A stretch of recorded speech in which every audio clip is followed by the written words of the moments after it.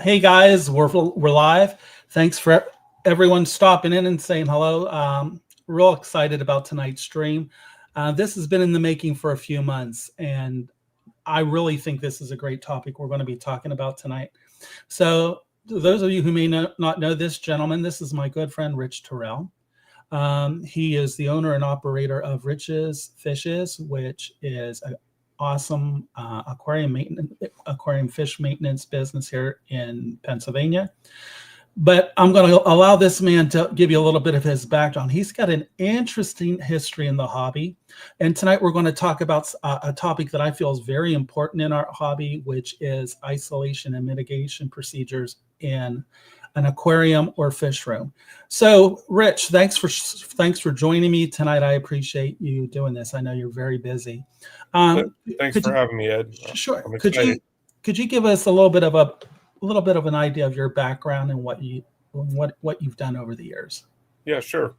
So didn't start the fish hobby real young. In a house with 4 kids and a dog, there wasn't a lot of room for fish. But once I started school for marine biology at Jacksonville University in Florida, picked up an aquarium. I think my first semester I picked up a 10-gallon and started keeping fish in the dorm room, and just had that one tank that I think, I had the 10 and then it got a 20, and I had a marble goby back then that I bought. He was, 3 inches when I bought him. And of course they grow to about a foot. Yeah. And they eat just about anything that fits in their mouth, and garbage their mouth is pretty substantial. So that fish, by the time he passed away when I was in grad school, coming home for summers and back down for the school year and back home, that fish, I calculated it, he had over 5,000 miles on him just from the time I got him until we lost him.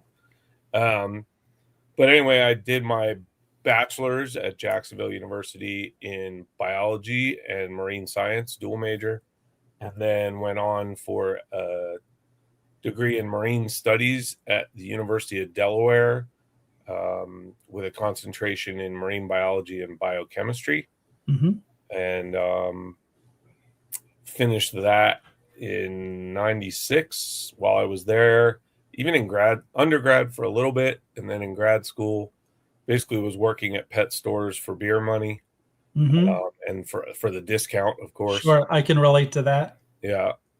And then when I finished up grad school, was working at a pet store in Frederick, Maryland, Rick's Fish and Pet, still in business. He's been in business since 79. Mom and pop shop, but he does things very well. And I learned a lot under him that I didn't learn from all the books and the lectures and that kind of stuff. So that's sometimes some of the most we learn is from the old hobbyist and the old store owner, mom and pop store owners. I learned some of my most important things there. Sure. So then left there. I went and managed a small store in Delaware for a year or two while my wife was temporary full-time faculty at University of Delaware.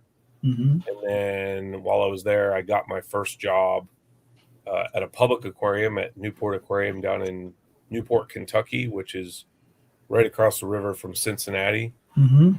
Newport actually at one point was the red light district for Cincinnati. So all the businessmen would go out for lunch and drive across the river, go to a strip club, have lunch, and then drive back and go to work. So I helped open that aquarium. I started there in November of 98 and we opened in May of 99.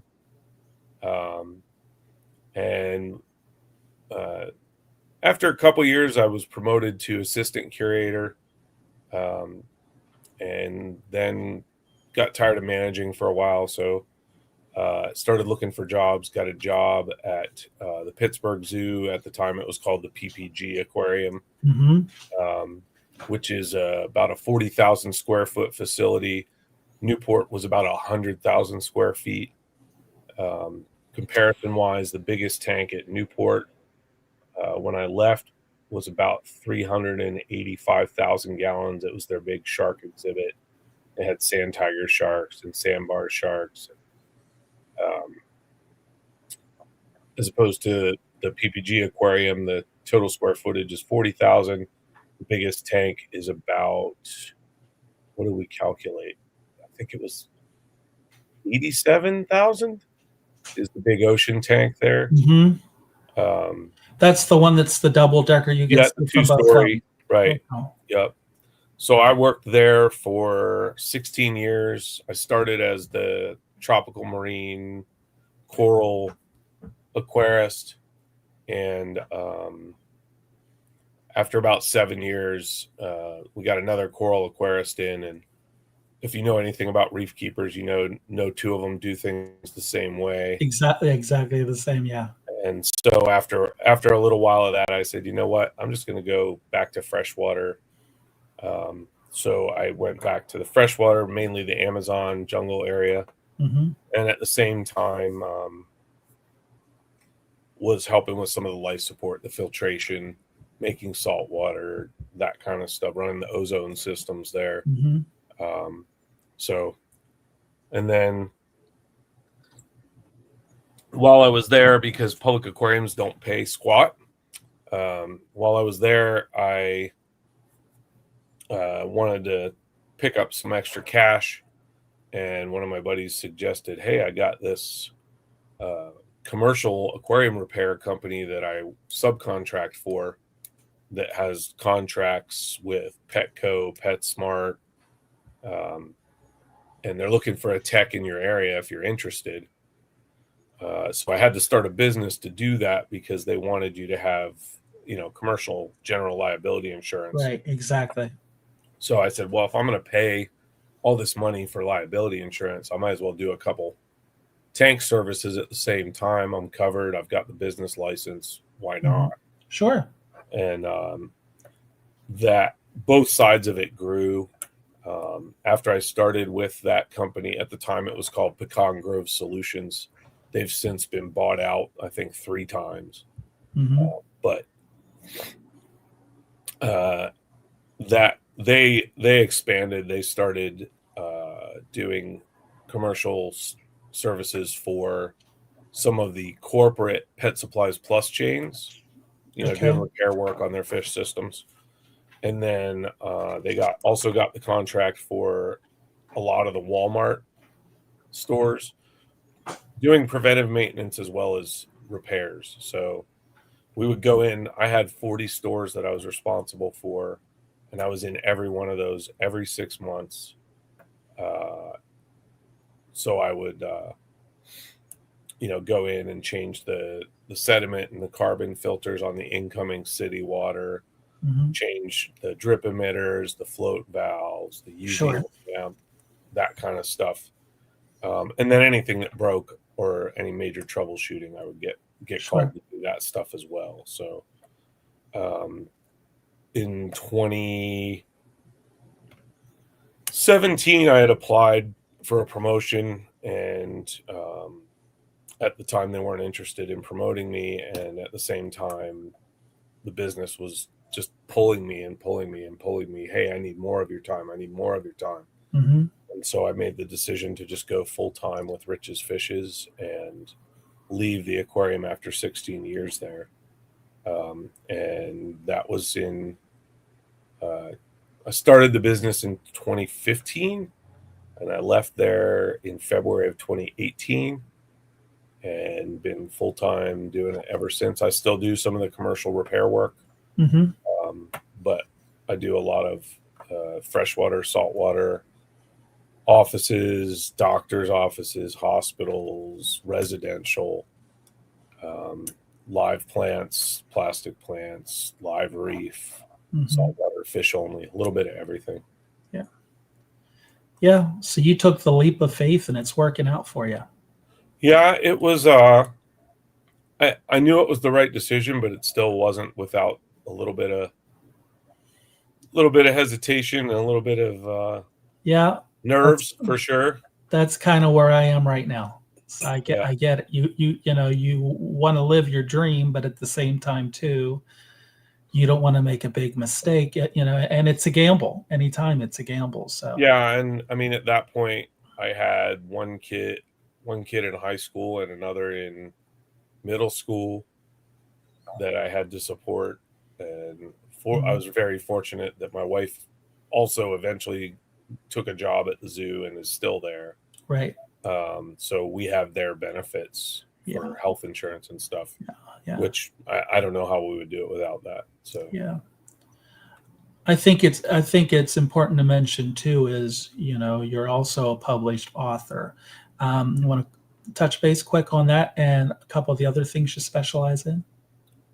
sure. So I've had a few things published. I did my master's thesis. We didn't actually publish any of that. It just wasn't quite. It wasn't my interest at the time to Gotcha. publish in a scientific journal. I probably could have. I did do a presentation at like the Northeast Fish and Wildlife Conference or something like that on my research, just so that I could say yes, I've disseminated it publicly in some way, right? Right. But yeah, I was a co-author and the lead author on a chapter in the Elasmobranch Husbandry Manual, which was a joint effort of a bunch of zoos and aquariums. We did the chapter on abiotic filtration, so basically anything that doesn't use biology, so mechanical filtration, chemical filtration, protein skimmer, ozone, that kind of stuff. And then I also was a co-author on a chapter in the Elasmobranch Husbandry Manual on freshwater stingrays. So while I was at Pittsburgh Zoo, I was breeding Henley eye rays, the big tooth river stingray. And so I was asked to be part of that team that wrote that chapter on keeping freshwater stingrays. And folks, this guy is a guy to ask about freshwater stingrays. So he doesn't know this yet, but I'm hoping at a later date when he has the time, he could come on and talk with us about stingrays, because it seems like there are a lot of people keeping stingrays that aren't doing well by them. So I'm hoping at a later date, I don't mean to put you on the spot, but I hope that at a later date when it's conducive that he can come back and talk to us about that. Sure. Sorry, I didn't mean to interrupt. No, that's okay. Okay. And then I've been co-author on a couple papers in more hobby-oriented magazines. One was we had an intern at the zoo that did his master's thesis. He was a student at Chatham and did his master's thesis on coral feeding and growth. And he asked me to be a co-author to help him, get all the wording and the stats and that kind of stuff right. Sure. So we did that. That was in a now defunct journal called C, the letter C, the journal. It was Anthony Calfo's journal he had done. And then I also was co-author on a letter to the editor from several public aquarium folks about the issues with large, tank buster type fish. Sure. People take them on and don't necessarily have the facility to keep them. Looking for a home. They frequently contact zoos and aquariums and say, "Hey, could you please take my baby?" Yeah. And when you say, "No, we have as many pacu as we can house," they sometimes would get very belligerent and say, "Well, if you don't take it, I'm going to release it in the river." And I'd say, "Well, that's both illegal and humane, but I can't, I'm not going to report you and I can't stop you. Right. You still can't take it, whether you threaten to do that or not." And you were caring for some big pacus at the zoo. How big were those big guys down on the Amazon? They were big. I think they were pushing 60 pounds. They were big boys. Yeah. So someone just entered here. We got Branton in. He was a little late. He was with his little girl tonight. Hey, Hello. buddy. How are What's you? going on? Doing well. We just going through some of the basics, letting people get acquainted with Rich. Rich, this is my buddy Branton. He's a friend of mine, so I should tell you something about his character, but that's the same with you. I don't So, see your ears bleeding after the band concert. I'm Yeah, no, I'm it a was little pretty good. disappointed. Yeah, no, it was good. Oh, yeah, good, yeah, excellent. yeah. I'm good. I'm glad you enjoyed yourself. So, okay, so we went through a little bit of the history. So, Rich, why don't you tell us what we're going to be talking about tonight? Because I heard you talk about this. You're just going to touch base on a few things that you talked about in this talk. But I heard Rich do this talk a couple years ago at our club. And I think it's a very important topic. And I think a lot of people don't understand or appreciate the topic because it's something that the novice hobbyist to the advanced hobbyist can always talk about. And I don't care how long you've been in the hobby. After I've been in the hobby for almost 40 years, and after hearing Rich talk, I was doing a lot of what he recommends, but I learned a few things too. So that's why I wanted Rich to come on tonight. So tell us what you're talking about today, Rich. So the presentation that Ed's referring to was an overall kind of an umbrella presentation on risk management and mitigation for aquarium hobbyists, and it covers a lot of different areas from fish health to power outages to collection planning and what are you going to do if something happens to you where you can't take care of your fish anymore, or God forbid you're not around anymore. you know some people just have their cutesy little CPDs and mystery snails and maybe some cherry shrimp. Those, that's not a huge conservation issue if they have to find a home for those. But Ed's got some critically endangered live bears. I've got a few different fish that I would like to see kept going in the hobby long term. How are you going to plan for that? But today I wanted to just kind of focus on animal health and quarantine and risk mitigation for your collection. And so we already talked about my background, um, both in the public aquarium sector and in my line of work now, where I do aquarium service. We tend to be much more defensive about displays, trying to make sure that we don't introduce a disease to that display, whether it's at a public aquarium where you're talking an 87,000 gallon aquarium. When I was there at one point, we actually had to treat that 87,000 gallon aquarium for a parasite that made its way. Even though we did prophylactic quarantine procedures, something managed to get through. And Mm-hmm. we had to treat that display. And I think the meds alone cost us like $1,500. Mm-hmm. And then we also had to send water samples out to a lab to test the levels of the medication we were using and make sure that that medication was still at the therapeutic level to treat the parasites that we were worried about. So that's a pretty expensive proposition when you have to treat a It big is. volume. It is. And in my line of work now, people are paying me good money to have a healthy, happy, thriving, beautiful aquarium in their home. They don't want to have to deal with fish dropping dead, Mm-hmm. you know, or if you're treating the tank with, say, malachite green, the tank looks blue and not normal. People don't want to deal with that. They want Right. healthy stock. So that's kind of the perspective that I come from when it comes to quarantine. Sure. But it's readily applicable to anybody. Mm-hmm. If you have fish in a display and you get new fish and you bring in a disease with those new fish, you could lose those fish you've had for a while, and that's not really fair to them, and it can be expensive to treat. We have a member of our club that reached out to me at one point, had a 125 gallon aquarium that fish were dropping left, right, and center. They weren't seeing any parasites. They sent me some pictures, and there were erosions at the base of the fins on a lot of the scaleless fishes like the catfish. So it looked bacterial in some way. And I told him to test water, and I gave him some possible medication recommendations. and he's texting me from the pet store.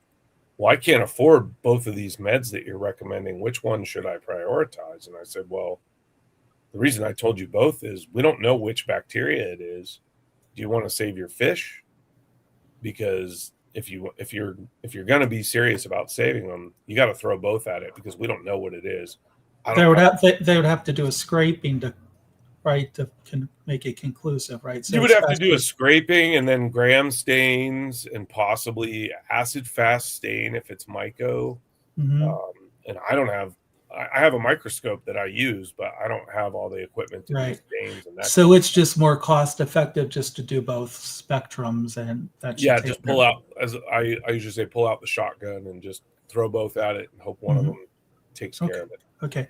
You know what? I wanted to interject real quick once, Sure. and I'm sorry. So what I found interesting at our club, we get a fairly decent turnout. And what really amazed me that night, the first thing Rich started out with, how many of you folks use standard isolation procedures? Out of a bunch of it, there were only 4 people that said they use isolation procedures on a regular basis. And I found that a little alarming, because you know how I am with fish, and anything that comes into my house, I isolate. So I found that a little alarming that there were only 4 of us out of all of us in there that would say that they I can't say I was surprised, and that's not a knock on anybody in the club. No, it's not. Not at all. Not at all. After years of working retail pet, most people don't have the tank space to isolate fish. They don't want to have to do the extra stuff. And when I talk about quarantine, prophylactic quarantine, I use a procedure based on one that we developed when I was working at the zoo with the veterinarians. So we're not just, there's 2 types of quarantine, right? There's observational quarantine, where you just isolate the fish, keep them away from other fish. None of the tools that touch that tank touch any other tank. And you're just watching them, right? You're just making sure that they don't show any signs of disease. They look healthy. They're eating.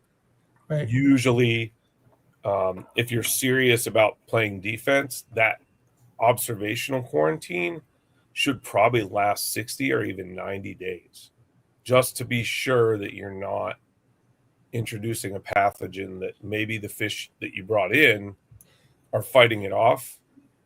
But you don't want to, translocate that to one of your other tanks. The other type of quarantine that I use a lot is prophylactic, what I call prophylactic quarantine, which is basically we're going to prophylactically treat with a couple meds to make sure that we don't pass on any diseases. And usually we treat for the most common diseases unless we see something else. Right. So, excuse me. Oh, give me 1 second here. Sure, take your time. You want to go ahead and push the button, Ed? I can do that. You ready for me? Yep. All right, here we go.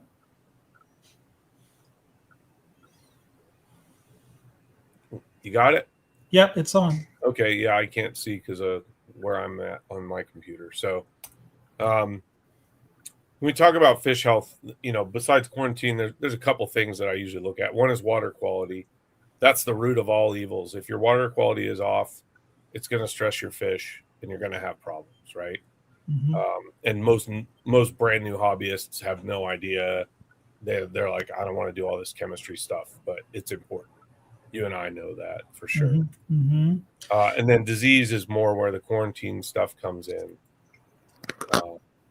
We can talk a little bit about spawning and rearing, but with water quality, in terms of mitigating risk. So when I did this talk, we talk about 2 things: ways to mitigate risk, and then so for water quality, the ways to mitigate risk or to lessen the risk, right?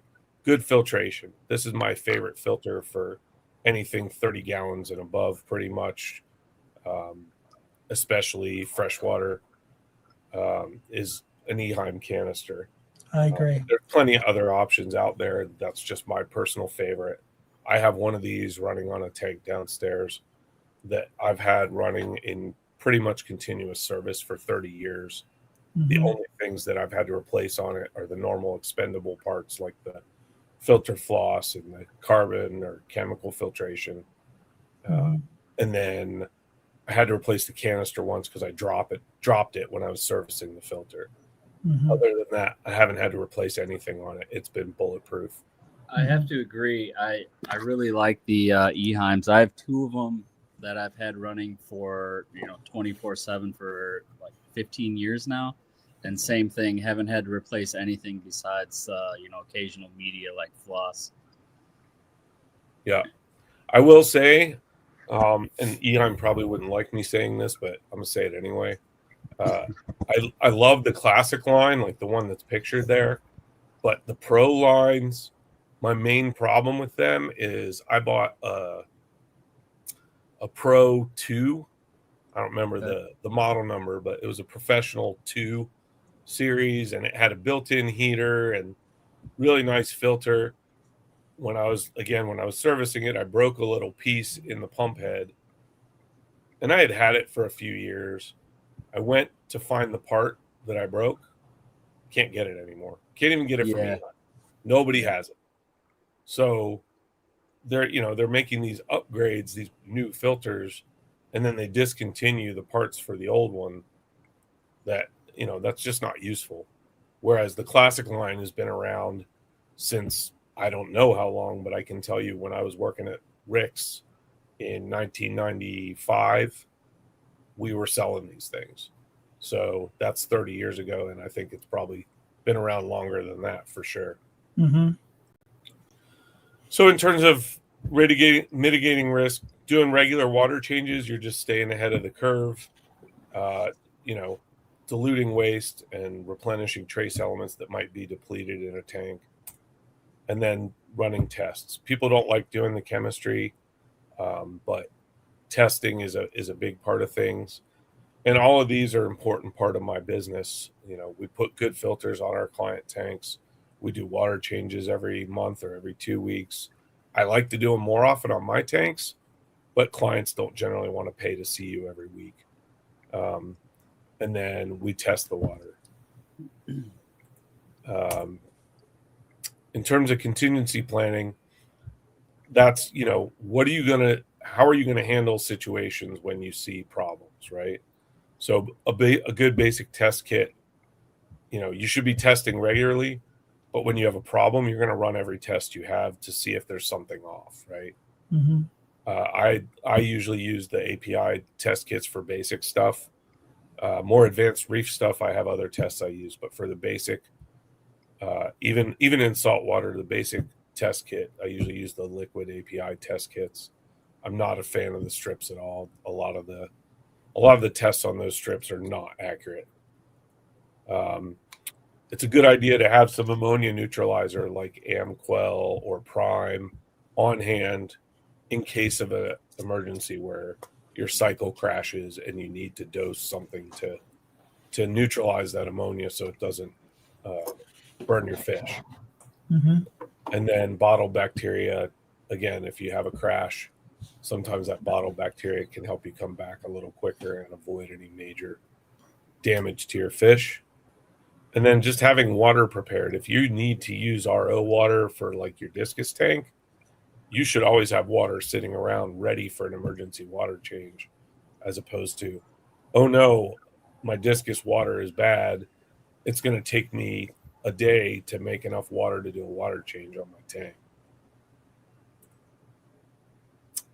And then, it's a luxury that some people have, having a spare cycled tank or having an extra couple sponge filters that are running in tanks that you can take out of a good tank and plunk in a tank that's having issues. It's never a bad idea. So disease, this is where the quarantine stuff comes in. In terms of prevention, the big thing is quarantine. Like Ed said, we asked at our club, I think there were around 40 people there, and maybe 10% said that they actively quarantine fish in some way. And I don't know that any of them really do prophylactic other than me and maybe Ed. Yeah. And I'm sure you agree with me. We've both worked in pet retail for over time, quite a few years with different companies. And the one thing I always got was when people would say, you gave me fish that killed my whole tank. Yeah. And the best thing I would respond, I sold you healthy fish at the time we showed them to you. Did you quarantine them like I always recommend? No. And I wouldn't come out and blame them, but I'd say, I'm sorry. I said, well, when I would sell fish to people, we looked at them in the tank. I showed them the fish in a bag too. So we both know anything can happen. Transit is stressful for fish. So if they're not isolating them, and I tell people when they buy my fish to isolate them too. So that's why I thought it was so important, because a lot of people, if you're putting fish that you've just purchased into a tank that's already established, you take that risk. So sorry, Yeah. I didn't. No, you're fine. Other things you can do to help prevent disease, reducing stress is a big one. We all know if we get stressed, we get sick, right? You get a cold when you get stressed, or Right. you get something else. It's the Sure. same with fish. That's why when you ship fish or you bring fish home from a pet store or even from another hobbyist's aquarium, that change and that transport is stressful, and you want to reduce stress as much as possible to help prevent them from breaking with some disease that could be lurking. And managing water quality, again, if the water quality is bad, the fish is going to get sick, and that's kind of a subset of reducing stress, right? Because if you have poor water quality, it's stressful. Sure. So in terms of contingency planning and being ready for disease, I love salt. I primarily use Epsom salt, and you can raise the salinity up to about 3 parts per thousand. So everybody knows what a percent is, right? Percent is 1/100th is 1%, right? Percent, it's in the name. Cent as in century, as in 100. Mm-hmm. So parts per thousand is 0.1%, basically. So 1 ppt or part per thousand is 0.1%, Mm-hmm. right? So if you get the salinity up to 3 parts per thousand, that helps break the life cycle of a lot of the most common external parasites, like ick in freshwater. I believe it also works on velvet. Mm-hmm. Yeah, a lot of folks use that for Nothobranchius Achilles as prophylactic against velvet. Yeah, so but the trick is to have it at therapy, and in order to do that, you have to have an accurate way to measure it, and you have to measure it, like you have to actually do it, and you can weigh out the salt relative to the volume of water, and you're going to get close, but you still want to have either a refractometer or a digital salinity meter, something that can tell you what the actual salt content in the water is. Mm-hmm. If you're too much below 3, it'll help reduce the stress on the fish a little bit, but it won't break that life cycle of that parasite. Right. If it's too high, you could actually stress the fish more as opposed to helping it. So it's important. And then other contingency planning, having a medication toolbox. Antibiotics do expire. So, there's always that trade-off of, do I want to buy an antibiotic that I don't need, or do I want to have it on hand when I need it, as opposed to having to try and run around and find it when I need it. I use a microscope to diagnose if I see parasites, or if I'm losing fish in quarantine and I don't see anything obvious. I'll grab a fresh mortality, and I'll actually do a skin scrape, do a gill clip, put those on the microscope, and look and see what parasites there are. And then I use a couple different books. There's one by Tetra called Aquariology, that has some pretty good microscope pictures of different parasites to help you identify what it is you're seeing. The Bible, although I think the last time I saw it available, it was over $200. Right. Was Fish Disease by Edward Noga. And I've seen it. Yeah, it's a great book, but it's out of print. So when you find it, it's crazy expensive. And then using hospital tanks. If a fish in your display starts showing signs of disease, being able to pull that into a tank off display and treat just that hospital tank, right, as opposed to the whole display. Now, if it's something that's contagious, you may still have to treat the whole display, but if it's something isolated to one fish, you may be able to just treat it in a hospital tank, save some money, and you may have a better shot at saving that fish because there aren't other fish around it. We'll just hit this real quick. Spawning is stressful for fish, right? They put a lot of energy into it. This is a Farlowella cat, Farlowella acus, that I spawned. You can see the male there guarding the eggs. In terms of managing your risk, you want to research the fish and find out what spawning behavior looks like. Now, real quick, are we supposed to be on the same slide? You should be on fish health, spawning, and rearing. It's not advancing. Wonder if I have to be the one to advance it. Shouldn't. It's not advancing. Okay, well, we can just stop then. That's fine. Sorry about that. No, I'm sorry. No, it's all good. There we go. There it is. There it is. Yeah, we're good now. Here, let me try and pull it back up. It might not. It might be because it had a video. It didn't like it. Okay. Yeah. So there's the Farlowella right now. Yeah. Okay. You see it now? Yes, sir. Yeah, we're good. So that's the Farlowella male with his eggs. You want to research how does spawning work with this fish that I'm working with. You want to keep a close eye on them. For some fish, courting is a rough business, and the male can beat up the female or vice versa. And then just feeding and water changing to make sure that they have adequate nutrients to produce the eggs, and the water quality is good, so that hopefully that spawn works out for you. Hey, can I interrupt for a minute? Sure. We have a question. This is a pretty decent question. It says, what does a medicinal dose of salt do to beneficial bacteria in the media and surface area of the tank? Absolutely nothing that I've ever seen. I've never heard of it having any impact. Yeah. I've never had any impact either. So I will notice that I've taken it as high as 5 PPT and I've not seen any issues, but I usually aim for most fish, I aim for 3. Some of the soft water fish, you have to keep it about 2.5 at the most. Yeah. Like cardinal tetras, discus. Cories. Cories I take up to 3 with no problems. Okay. Some people say there's an issue. So real quick, remember I said there was a question I wanted to mention to you? Sure. So this applies to the salt.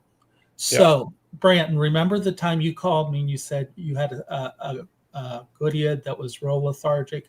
So I was taught by one of my mentors from the goodiad working group doing a salt bath with goodiads. So if a goodiad gets really lethargic and they look like they're really respirating on the bottom, and the best way to explain it at the time, they're either have some sort of toxicity or something going on. We do what's called similar to a salt bath. So I bring it up to the three parts you were saying. I put them in the water in a specimen container, and I keep them in there for 10 to 15 minutes, and I monitor them. Sure. And over time, so I have my own little hypothesis to this. Like, let's say if for some reason toxic levels of ammonia got absorbed in their body and they're having trouble respirating, is it true that the salt helps increase the circulatory system and can help flush some of that stuff out? Is that basically what's happening in that situation? I've never heard that. It definitely, so fish blood is about 1.5 parts per thousand. Right. No, I'm sorry. I think it's 0.9 parts per thousand, now that I think about it. Anyway, it's more than straight fresh, right? There's a little bit of salt in there. Right. So by decreasing the salt gradient across the body, it takes a little bit of energetic stress off the fish, right? Mm-hmm. So then the cell's energy can go to other things as opposed to fighting that constant, for a freshwater fish, their blood is normally more concentrated than the water surrounding the body. So they're constantly drinking water and excreting water. Wait, no, they're not drinking water. It's diffusing in through the gills. And they're constantly trying to excrete the water, but keep the salt in their blood. right? So their Mhm. kidneys are working to retain minerals. In Mhm. salt water, it's the opposite. They drink salt water, And excrete the minerals, and no, keep the water in. freshwater, yeah. So it's partly that. It's also potentially a big thing with salt, is it's kind of an exfoliant, so it causes them to kind of slough their slime coat, Hmm. and if there's any external parasites, it helps knock them off. Gotcha. Um, it's not so the 3 parts per thousand that I'm talking about is a longer term bath. Hmm. Um, some people will do a short term dip where Yeah. they'll put them in as high as 10 parts per thousand Yeah. for an hour. Yeah. Now, that whole time, like you said, you're monitoring the fish, you're watching their respirations, their behavior to make sure, yeah, they're going to be stressed, but are they too stressed? And that's, to some degree, it's a bit of a playing chicken kind of thing, right? I told Branton, and I stayed on the line with him. I'm like, it's going to look stressful at first. It's normal, but as long as the fish isn't in severe stress, allow it to happen. Yeah, yeah, And most of the time, it works with, especially with glidiots when they're just looking really.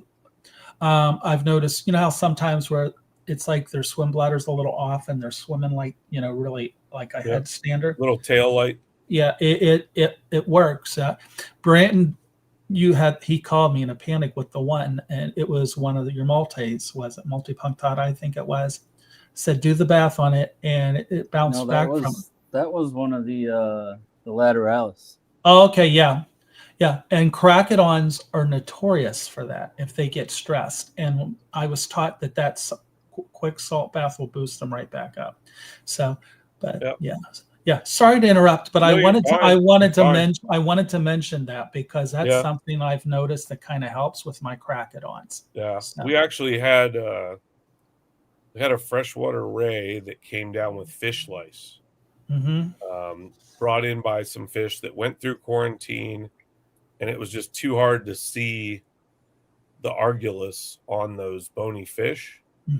But on the rays, we could see them. And, my boss, he was like, okay, I want you to start by taking that fish and put it in full strength salt water, same temperature and pH, but full strength. And I was nervous as all get out, taking a freshwater stingray and dropping it in full salt, 30 parts per thousand. And he wanted it to stay there for an hour to try and get the fish lice to release. the release off. Guess what? The ray looked kind of stressed. The fish lice basically just dug in and flipped me the bird and said, we're not going anywhere. After an hour in full salt, they were still holding on. So we ended up having to use Dimilin, which is a chitinase inhibitor. So it interferes with their shell production and growth, their exoskeleton. So anyway, yeah, so, I've had a lot of people question me as to whether, question and say that, plecos can't tolerate salt.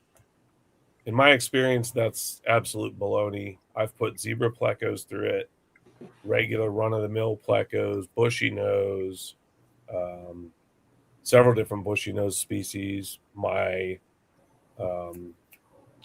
Sultan plecos went through 3 parts per thousand. No problem. No problem at all. So why is it they don't think that the plecos can handle the salt? I think it's a myth that's been passed down by a lot of, somebody got it in their head. Although I think, what's that lady's name? Is it Rebecca Bentley? I think. She's obviously got good credentials, right? She's a researcher. She will say they don't tolerate salt. Now, maybe it's because I typically will use Epsom salt as opposed to sodium chloride. I think it's a little less harsh, especially on Amazon fishes. I definitely would never use instant ocean, like saltwater aquarium salt, on especially Amazon fish, but any freshwater fish, unless they're a brackish fish. Instant ocean and the other saltwater formulations have a lot of iodine in them relative to what a freshwater fish would experience in the wild, and they don't seem to tolerate it. I've noticed it more with Amazon fish than just about any fish, but yeah, so I wouldn't use that. I would either use, regular aquarium salt, sodium chloride. I've seen people use rock salt. You can buy food grade sodium chloride if you want. Just be careful. Some of it has, it'll be abbreviated YPS. It's yellow prussiate of soda. That is a name for, what is it? Is it sodium cyanide? It is. It's a cyanide compound. I can't remember what salt it is. So when it has YPS, believe it or not, a lot of the food you eat has cyanide added to it as part of the manufacturing process, because they put that YPS in there to keep the salt from caking. And it's allowed to be in a small amount, and it's not going to hurt people. But for fish, it's a much lower concentration that they can tolerate. Or like I said, I use Epsom salt. Just make sure it's the unscented stuff, not, the lavender or whatever.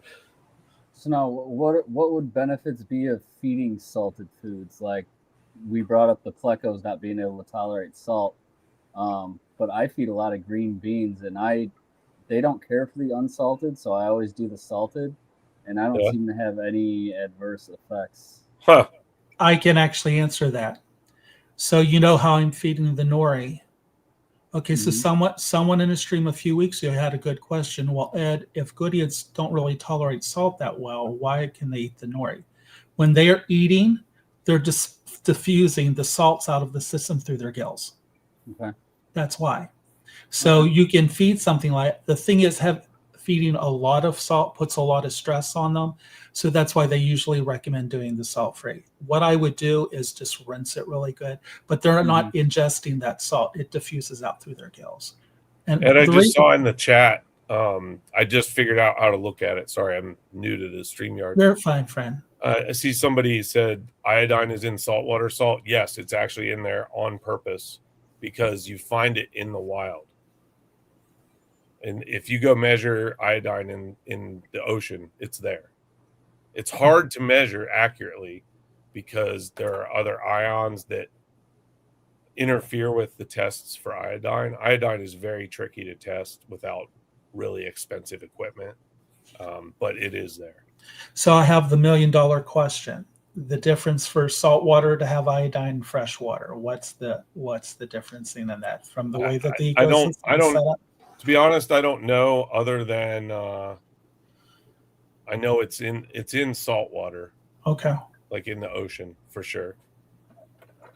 Okay. I think the ideal level, if you're keeping a coral reef, it's like 8 ppm, milligrams per liter. Mm-hmm. It's a really low level compared to other things. It's not, right. Sodium is the number one thing in salt water. Chloride is up there. Iodine is very low.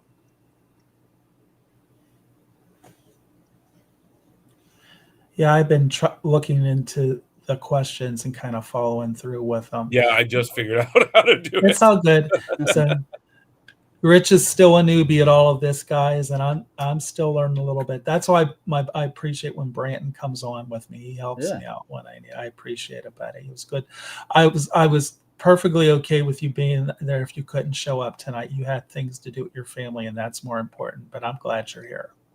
Me too. Yeah. Does anyone have any questions? This is the time. This is the man to ask for certain things like this.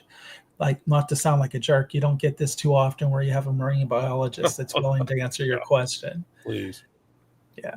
I think and you know what's interesting, folks, is this gentleman's probably one of the most modest men I've ever met. And what I like is what he does for our community. He goes out of his way to help people. And we need more people like him in the hobby.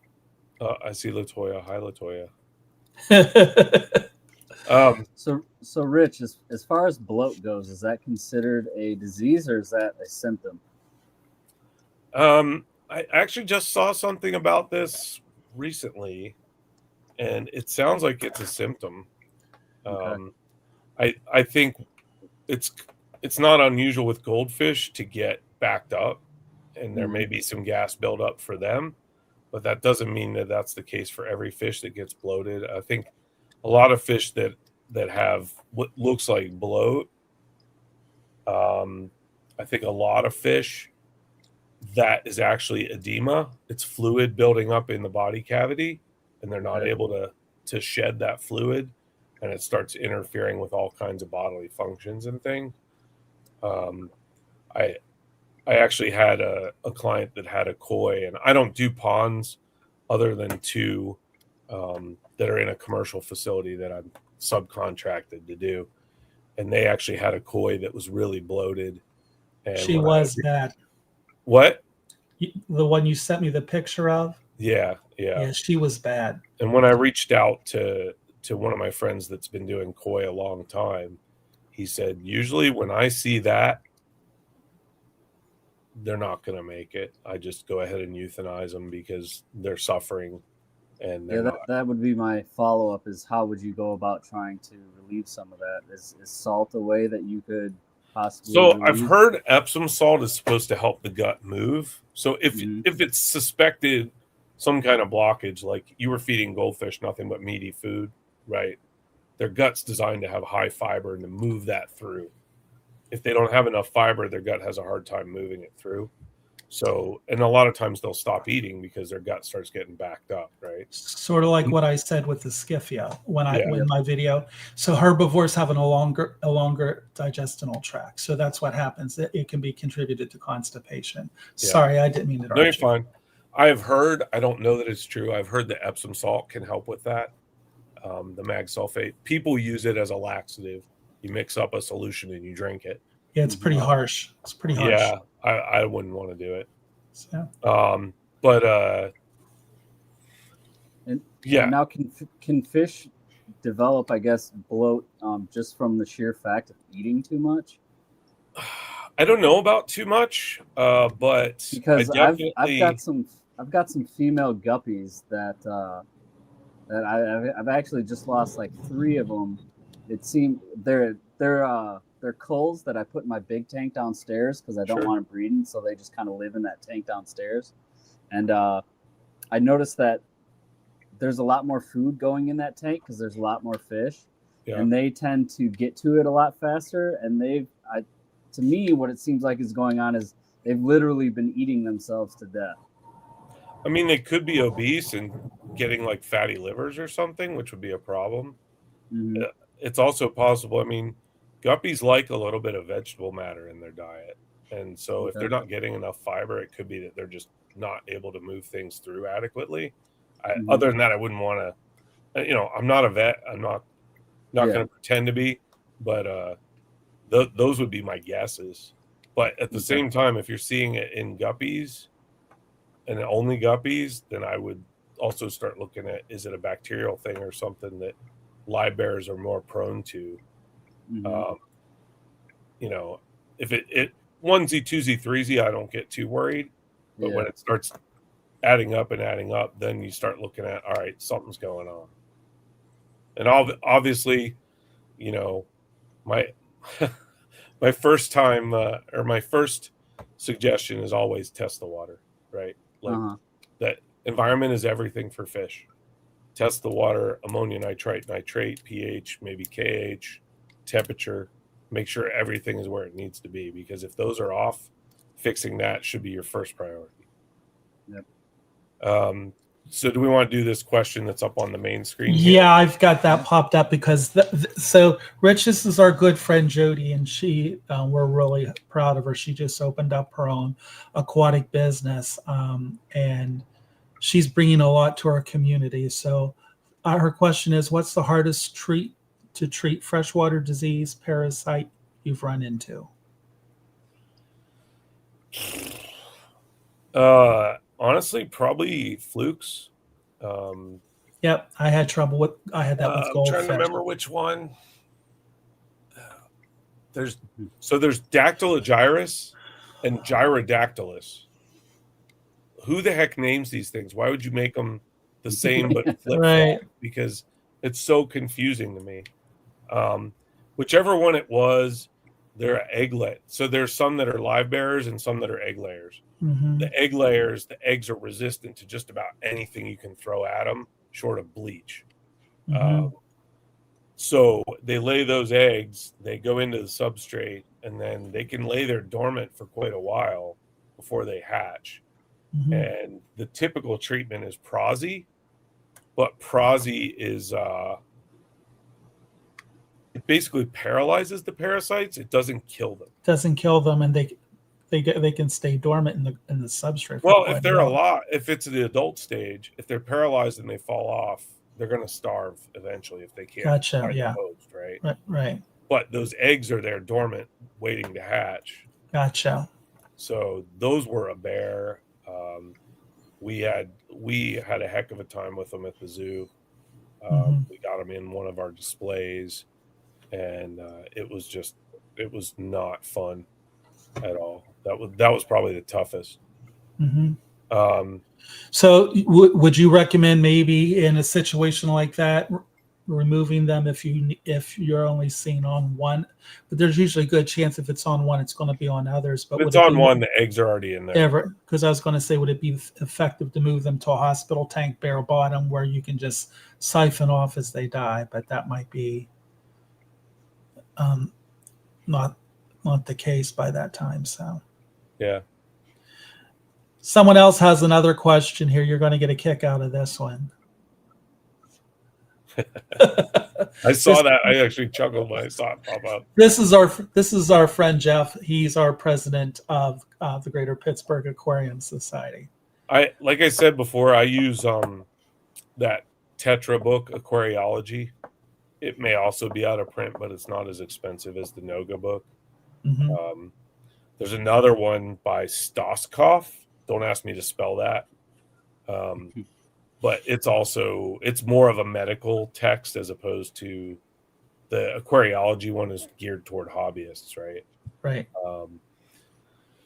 But the Stoskopf one is pretty pricey as well. It's a hardback, like really nice book. Somebody was asking about what you call it. Oh gosh darn it! So I got a real quick. How small the fluke is. Okay. Those flukes, the ones that I've seen, you can almost see them with the naked eye if you're looking close enough. They're tough because they're clear, right? But you'll see a little like raised area, and they may be just lucid enough that you can make them out. Yeah. I would be surprised if flubendazole actually works because that's more of a wormer. I'm not saying it doesn't. I just would be surprised. Yeah. So I'm going to ask a question for Jody to help her out in case she is thinking this. So like I said, Jody just started her own aquatic business. She's shipping fish all over the country. Which disease book would you recommend if she can find it? Noga is the Bible if you can find it. It's expensive. It's super expensive, but it's the one that we always went to at the zoo. Okay. And it has good treatment sections in it. It's out of date. There are some things that probably are a little out of date, so maybe use that as your base and maybe check the internet. But we all know the internet is not policed or vetted in any way, so you have to kind of you have to be mindful. Yeah. So. All right. Anyone else have any questions? New comments. 90. If you can get Noga for $95, you should buy it now, even if it's in poor shape. Yeah.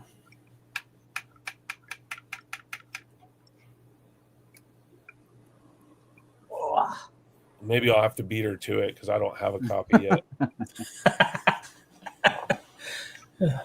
I see somebody here was asking about test kits. The API is, I get you that the color is sometimes hard to read, but it really is probably the most user friendly that's accurate enough. Yeah. You know, if you're testing for ammonia, if it's in between the 0 and that first color, I'm not super worried, right? But once it starts getting higher, When like, it's oh, deep geez. gold, yeah. Yeah. Well, in my opinion, there's so many variables that can contaminate the strips. If the a little bit amount of humidity gets into that bottle, it can contaminate them. If you're not holding them properly, can contaminate them. Yeah, I agree. If you're not having big issues and you just need to get a base, sometimes strips are good. But when you need to really get a good measurement of the water quality, I am all about liquid. Well, and like for nitrates, I've found the strips to be absolutely inaccurate. Like they're not even close. Yeah. I saw somebody asked about garlic. I like garlic to help chase away or prevent parasites to some degree, but I don't think it's the only solution. Like you can't use that and expect it to cure a major ick outbreak. Mm-hmm. Yeah, I feed a lot of garlic, especially to the goodiots. They seem to really it do enhances the flavor. We had fish at the zoo that they had started using garlic in the gel to help ward off cooties, and the fish wouldn't eat any other gel if it didn't have the garlic in it because they like the flavor that much. Yeah, I've been also told that it increases appetite. I don't know if that is true, but I know my guys. I do that in my omnivore select food that I have made for me, and I have it in a few of my other foods. And they say the goodiots seem to, as soon as it hits the water, it's gone. There's no time for it to deplete. It's gone the minute it hits the water. Yeah. So. I know I like garlic. I do. I know I do too.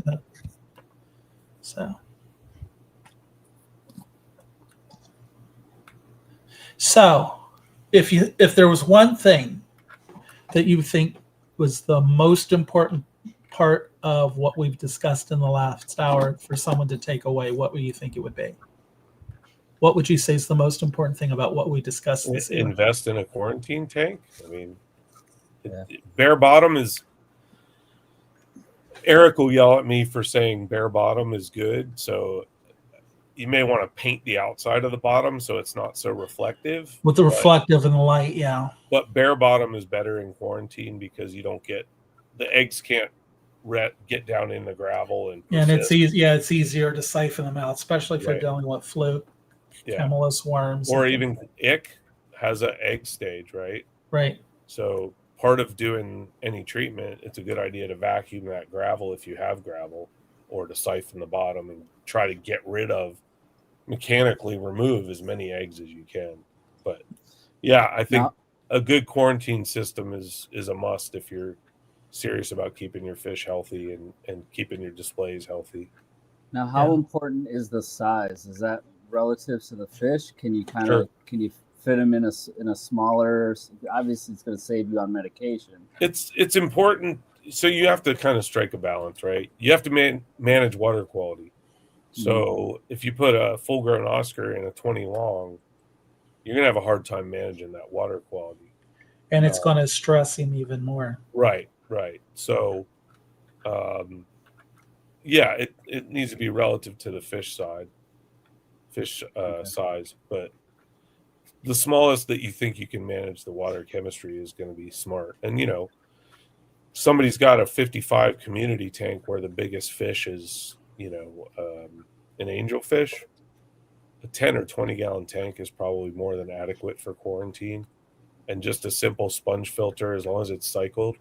Simple sponge filter, no plants, some plastic plants. People in the club laugh at me all the time because people will bring in their used plastic plants that are still in decent shape. They're just not quite as colorful or whatever. And I'll buy them up because I throw them in my quarantine tanks so that the fish have structure, which reduces their stress level. But worst comes to worst, I can throw them in the trash.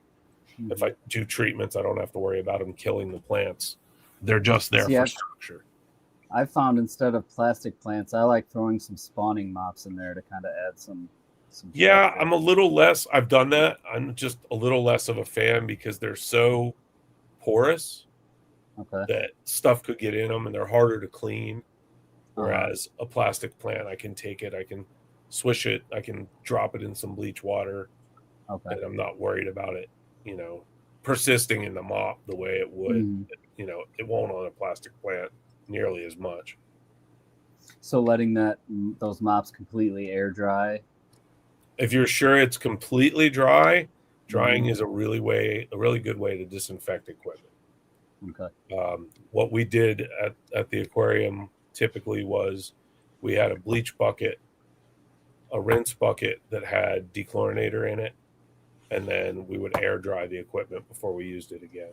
And the air drying was as important a step as the other two. Yeah.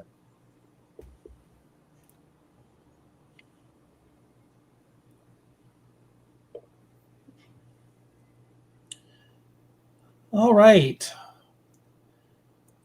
Well, folks, we're a little bit over an hour. If anyone has any questions they can think of, we're going to be on for about a couple more minutes here. I just wanted to make sure if you have a question, we can take care of it. While we're waiting on that, I just wanted to thank Rich so much for being here. And Brandon, I'm glad you were able to come on, buddy. Yeah. But I totally get it. Your children are more important. So I was like, when you said today, it's like, no, you go take care of the kids. But I'm glad you came on. And how'd she do? Did she do well? Yeah. She was front row. So we got to see her this time. And she had like a little speaking part, introduce one of the songs, and yeah, it was cool. Cool. This is 8th grade band, so it's nothing too grand, spectacular. Yeah, but but no, it means a lot to kids. Yeah, they did a good job.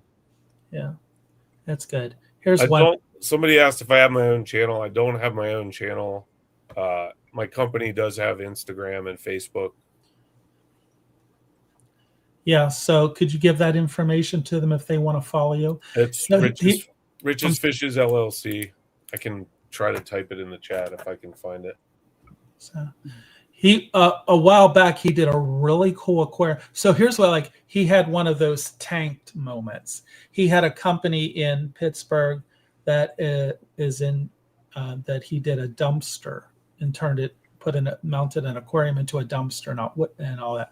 And that was really cool. It reminded me of Tanked. So every so often he gets into things like that too.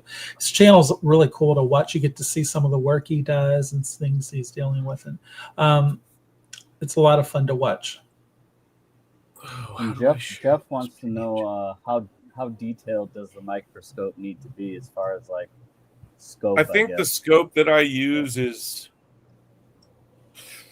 I want to say the highest objective is either 40 or I'd have to look. I never use anything past the high power. I don't use the oil immersion lens, which is what you get into when you want really high power, high magnification. I don't typically use that. I usually can see everything I need to see with either low or the high, which the objective I think is 40x, and I think the eyepiece is another 10. So that should be like 400. Okay.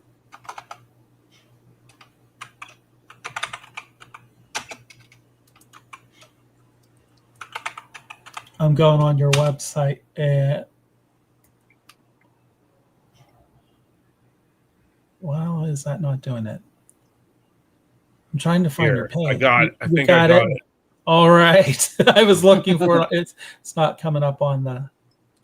Well, my Instagram. Okay. But yeah, it's a lot of fun to watch his Instagram and stuff and the things he's working on. It's really cool. Oh my gosh. Yes, I trust you. StreamYard. Would you stop already? There we go.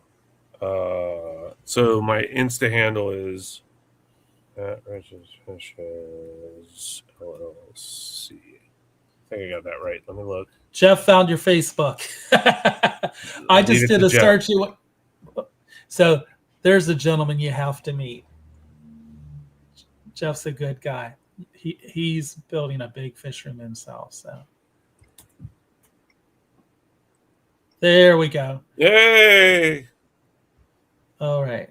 So that's your Instagram. Yeah. Okay. Yeah, and I usually post on both the same things. So if you're interested in following Rich and seeing some of the things he's coming up with, it's a lot to watch. He shares a lot of stuff about husbandry, and he shows you what he's currently working on. That dumpster tank that just blew me away. That was probably one of my favorite ones. So it was pretty cool. Yeah. I mean, when the client is willing to invest the money to have something really unique and that the company is a recycling and waste management company. So, Okay. Of course How big was this dumpster? It's a 4-yard. Okay. So they actually paid the contractor there's a new office they were building out. So they paid the contractor that was doing a lot of the work in the office to modify the dumpster. We kept the side doors that slide, Mm-hmm. so that you could look in the tank from either side. They cut a window in the front panel so that you had that main panel. The lids are still on it. Nice. And then they actually cut a door on one side toward the back so I can access behind the tank. The tank itself is right about 250-ish gallons. It's a custom size because it had to fit that dumpster, right? Mm-hmm. So it couldn't be any of the off-the-shelf sizes, or it would have created either a really deep window or it wouldn't have fit.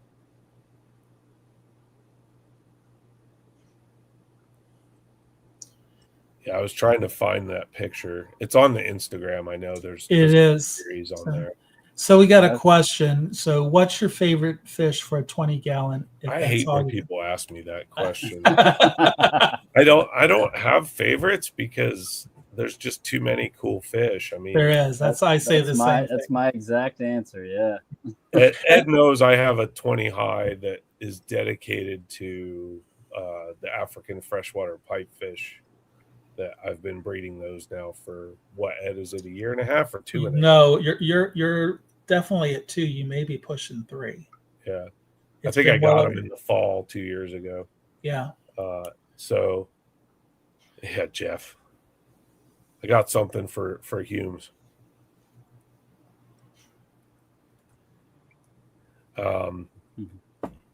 Yeah, the freshwater pipes are really cool. They're the only reason that I started hatching brine shrimp was just so I could keep them. And then when I started breeding fish more seriously, I had brine shrimp around for them. But so is that all they're eating is live? That's all I'm feeding, mainly because there's always babies in the tank. Mm-hmm. So I have to put live in for the babies so everybody else gets it. He's been having great success with breeding them. If they're not hungry, they're not going to go after the dead stuff. If I had some adults separated out, I might mess with them. I had one person that bought some of my offspring that claims that they were eating flake for him, but I'm kind of dubious as to whether that's actually true or not. Yeah, that would be an odd sight to see. I mean, I wouldn't say it's impossible, but mm-hmm. It just doesn't seem very likely, because even when I have a hatch of baby brine that, it starts dying off and I'll go ahead and feed it out anyway, they look at them and they're like, "Oh no, that one's not live. I'm not eating that. Get that garbage out of my face." That sounds like my pygmy sunfish. They can be quite picky. I don't know. How are yours eating, Ed? I'm giving them freeze-dried Daphnia. I'm giving them live baby brine. I've even tried a couple micro pellets on them. They're eating that. So they're nice. trying. I don't, I still give them a lot of live during the day. I'm giving them grindles and things like that, but they are taking some prepared for me, I've noticed. So, but I still focus more on the live for them. Love the grindles. Mm-hmm. Yeah. They're the See, I'm best. more of a white worm fan. Mm-hmm. So the grindles, Rich showed me a really cool way of culturing them, and it's just on sponges, and it works, and it's very clean.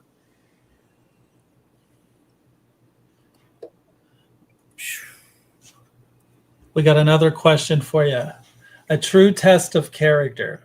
So this should be interesting. What's your stance on Hellstream loaches? They are my absolute favorite group of fish. My stance on them? What do you mean, Joe? Like, what do you mean by stance, Jody? Yay or nay? Yeah, they're cool. I mean, I think you got to have the right tank to really do them justice. Jody breeds a lot of Hellstreams. She's amazed me at how many of them different species she's been able to breed. Yeah. So that's kind of where that question comes from. I gotcha. Yeah. I like them until you have to pull them out of a tank with a rim. Yeah. And then I hate them. There is that for sure.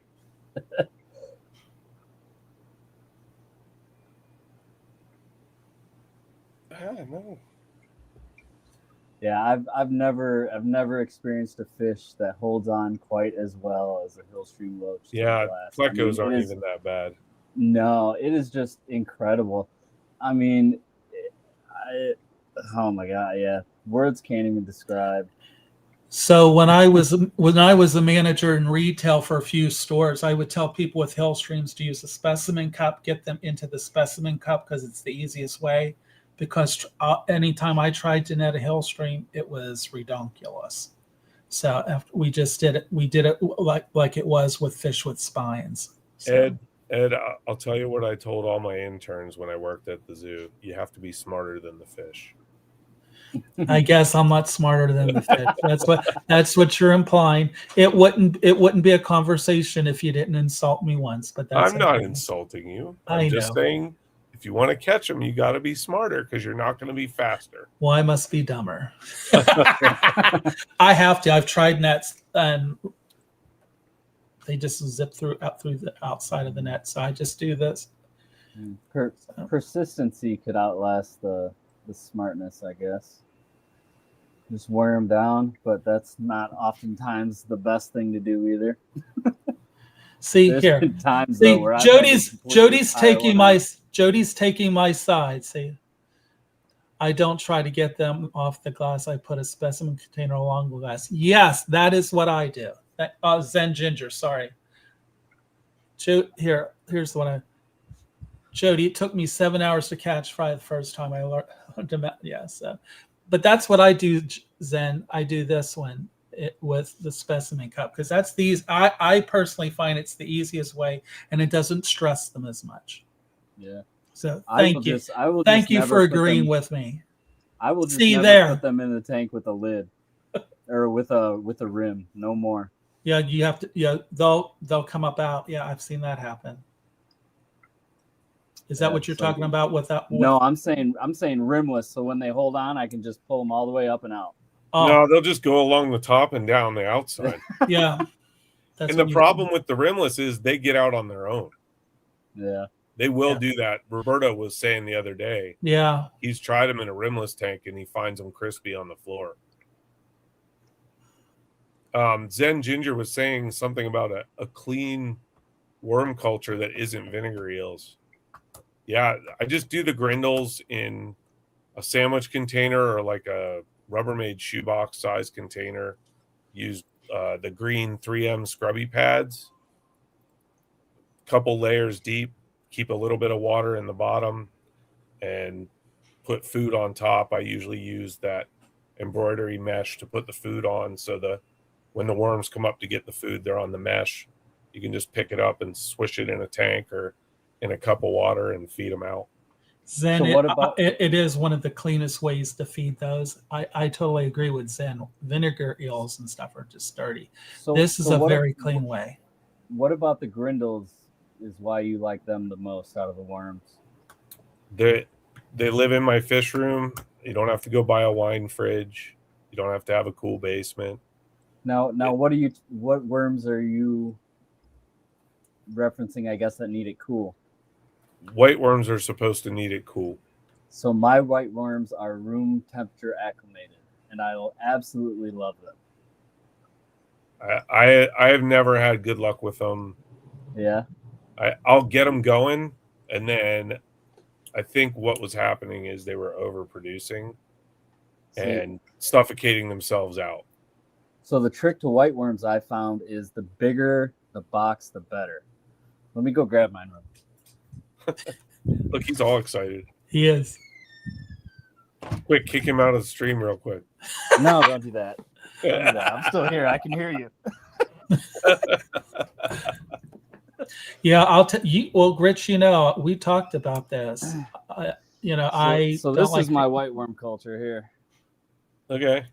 And this just sits in the room next to me. It's got I think it's at least 15 gallons. I want to say it was 16 gallons when I bought it, but I mean, I don't know if you can see. Yeah. What substrate are you using? Just potting soil. Just potting soil. What are you feeding? Yogurt, steel cut oats, and old flake or fish food that I didn't use in time just goes into the worms. Try a high protein. Try like a high protein pellet on them, and that would gut feed them for proteins and stuff. Yeah, Or you know what else? Next time I send you some of that Omnivore Select, you could gut feed that too. Yeah, but yeah, it's basically whatever old fish food around. Let me put this thing around here. Yes, got them all. Yeah, Ed, Randy. Yeah, from Buffalo. And then like you said, I feed on that mesh and just scrape them off the mesh. Yeah, yep, that's what we're doing. His wife was culturing them in a styro box for years. And then after she passed away, he actually auctioned off the mother culture.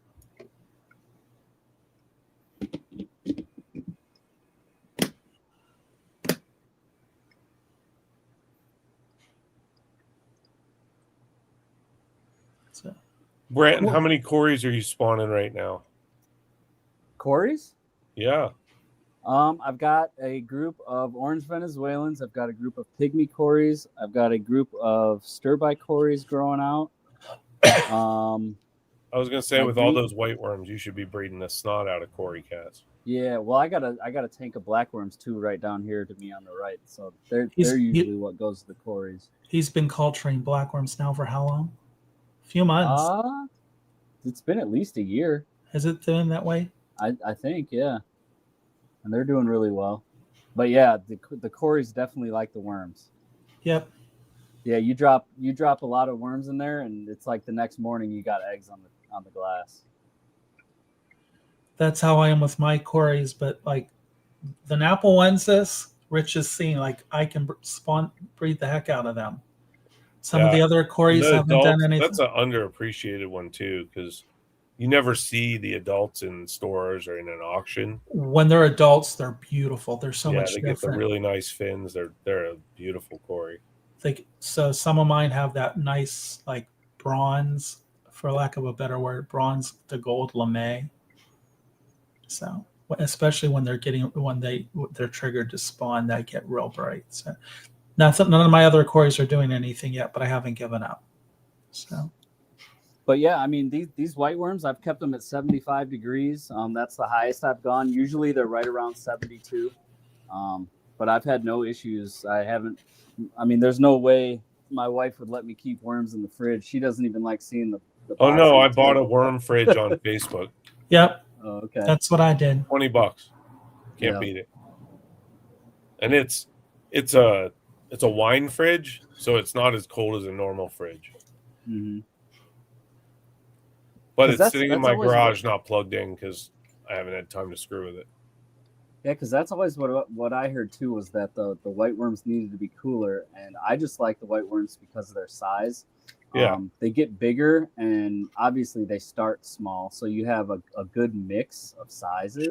Sure. And I knew I wasn't going to do it in the fridge, and so I got some, and I guess they started off real slow, like they weren't doing much, but then it's like once they got used to not being in that cold, I actually think they reproduce faster. And that would make sense. It would speed Yeah. up their metabolism and stuff. Yeah. yeah, so once they got going, I mean, they got going. I mean, there's a lot of worms in that bin. Cool. Yeah, I mean, my grindle's just in a little sandwich container size container. I can put pellets on there, and the next night I have enough worms to feed half a dozen tanks of small fish. Like Same here. I've got the strawberry rasboras, spike-tail paradise, licorice gouramis, my baby betta, Dennis Young, I like them.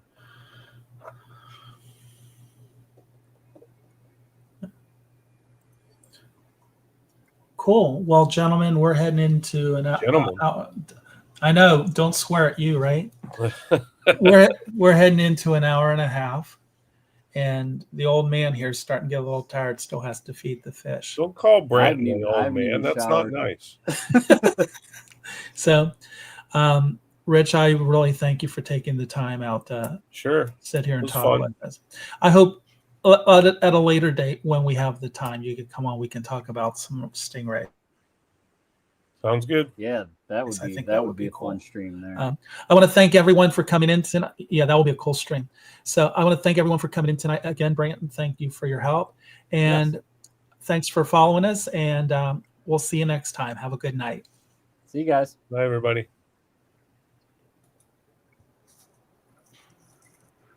Oh.